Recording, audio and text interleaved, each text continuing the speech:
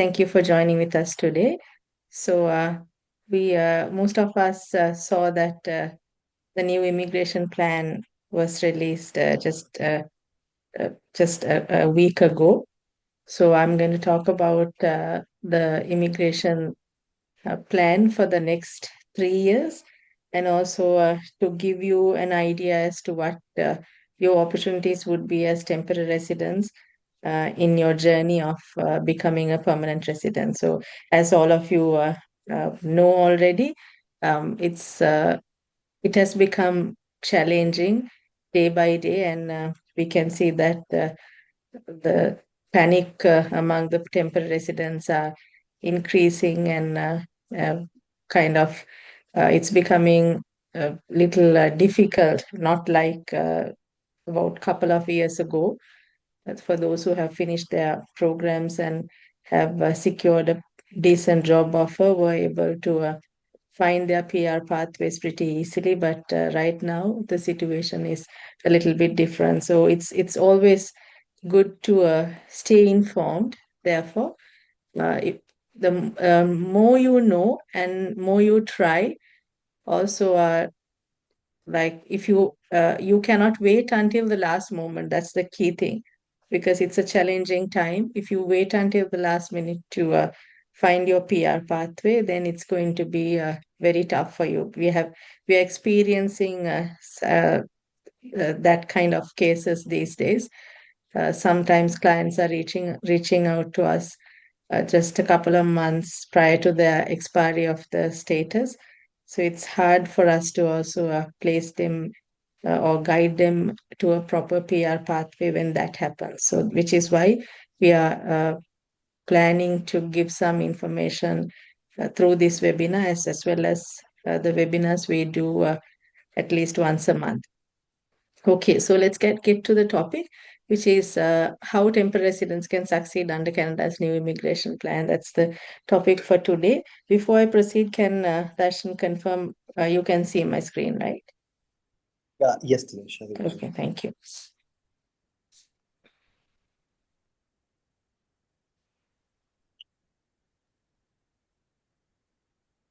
Okay, so for the temporary residents, this is the summary of the immigration plan for the next 3 years. Let me clear my screen a little bit so I can see the numbers. So overall, for the temporary residents, in 2026, they have targeted uh, to allow 385,000 people to enter Canada on temporary residence. So when we call as the temporary residents, that includes the workers and the students, temporary foreign workers and the students. So for 2027 and 2028, they are projecting these numbers, 370 each year. But as we saw, like in early this year, or with the plan they gave last year, um, there was a projection for 2026, but that has changed by now. So the 2027 and 2028 figures will change or might change in the future. But for 2026, at least, this is going to be the plan. So the 385,000 temporary residents include 230,000 workers and 155,000 students. So when we say workers, that includes international mobility program, the workers who are coming through that. So that is basically those who are on special programs, significant benefit to Canada's economy, intra-company transferees, also the ones who are awaiting their PR decisions, those who can apply for a open work permit uh, based on a provincial nomination, or something that they have received, and they have submitted a federal level PR application. And then the temporary foreign workers program, which is what we call as the LMIA stream. So on the LMIA stream, you can see the projection is 60,000. That's very, very low. And we can already see how IRCC is going forward with that plan of reducing the uh, temporary foreign workers through LMIAs, because we see a lot of LMIAs getting rejected. And also, LMIA restrictions are increasing day by day. Most of you might be already aware that we had restrictions in terms of hiring low wage employees starting last year. So basically, like it was close to impossible. And then even for high wage employees, there were restrictions, and they brought in some. They increased the low minimum wage, median wage paid in provinces, and also um, then the newest change is that when an employer advertises for a position, they have to consider each and every Canadian who applies. So it's not only the ones who are fulfilling the minimum qualifications. So it's going to be really tough for the employers to get an LMIA approved, and we will see less and less LMIAs in the market in the future as a result of that. And then the students, we also see this is like a close to a 50% reduction, 49% to be accurate, 155,000 students. So this cap will not include the master's and PhD students. So this will be for the other programs.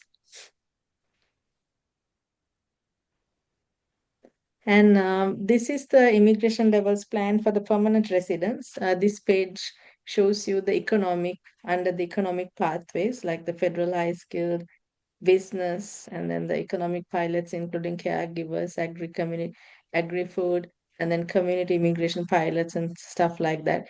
Atlantic immigration program, provincial nomination program.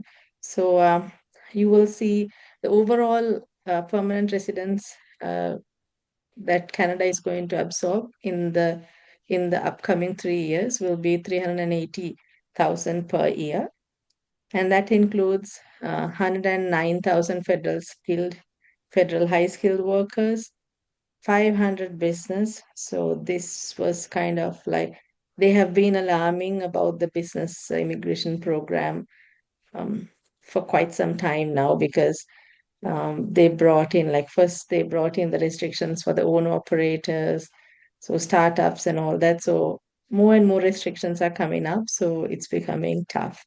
And then all the pilots will include 8,175 allocations, and then AIP 4,000. Provincial nominations, this is the most significant change, I think, the favorable change we saw. So from 55,000 last year, they increased it to 91,500. So I will talk a little bit more about the PNP program, therefore, because this is something that we see the potential in. And with all these numbers, we can see a total of 239,800 economic permanent residents absorbed and economic categories. And then the non-economic categories, including the family, immigration, refugees, and HNC. So family, that is spouses, children, and grandchildren, 69,000, and parents, 15,000. That's very, very low, and we see a lot of applications uh, in pending approval already. So this shows that they might not even open this program for the next 3 years, because it's if you have heard about that program, it goes as like part of it is like a lottery, because they will open up for applications, and the eligible people will apply, and then you're being selected randomly, and then you have to submit your application. So they will absorb only 15,000 per year. And then the refugees and protected persons, there were a lot of restrictions on this as well. But I'm not going to talk about that in depth today, because it's a different another topic. So 49,300 altogether. But there's an interesting fact, like a very high number of as I remember, about 110,000 application, 110,000 predicted under a different category as well, in addition to this one for the protected persons. And then the humanitarian compassion aid, this was also on news. So it was making news headlines in the past couple of weeks because, especially concerning the high processing time, the average processing time being 20 years for this program, and certain applications have even taken 50 years. So basically a lifetime to process. So sorry. So that will be the non-economic uh, pathways for permanent residents. And just a recap. So this I have just taken from the IRCC website. So new student arrivals, 155,000. That is a 49% reduction from the last year's target. So we will see um, the student allocation, less and less students coming to Canada.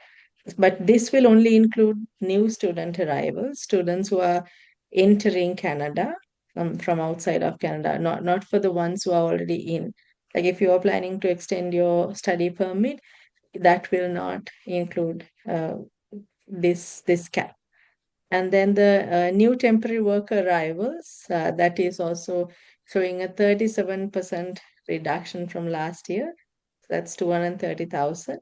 And then new permanent resident uh, target, 380,000. That's just 4% fewer than last year's target. So pretty much equal. So basically, they're trying to give PR to people who are already in Canada, but mostly restricting the ones who are entering to Canada new.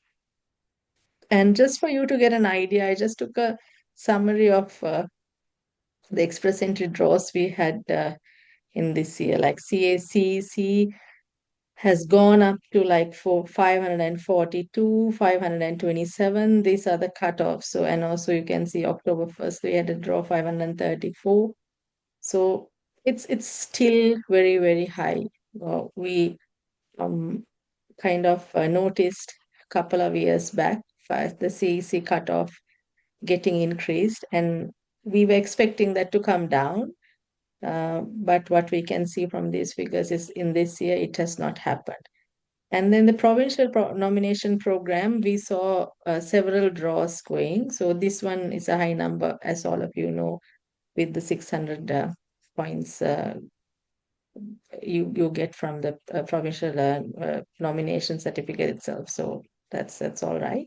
And then the French language proficiency, we will see more and more French language proficiency draws. The reason for this is, yeah, all of us are complaining that, but the reason is about 5 years back, the percentage of French-speaking people in Canada was quite higher than what we are having today. So they need to basically bring that balance back, and they need to bring the percentage of French-speaking Canadians to the level where we were about 5 years back, which is why they want to give the PR to more and more French-speaking people through this.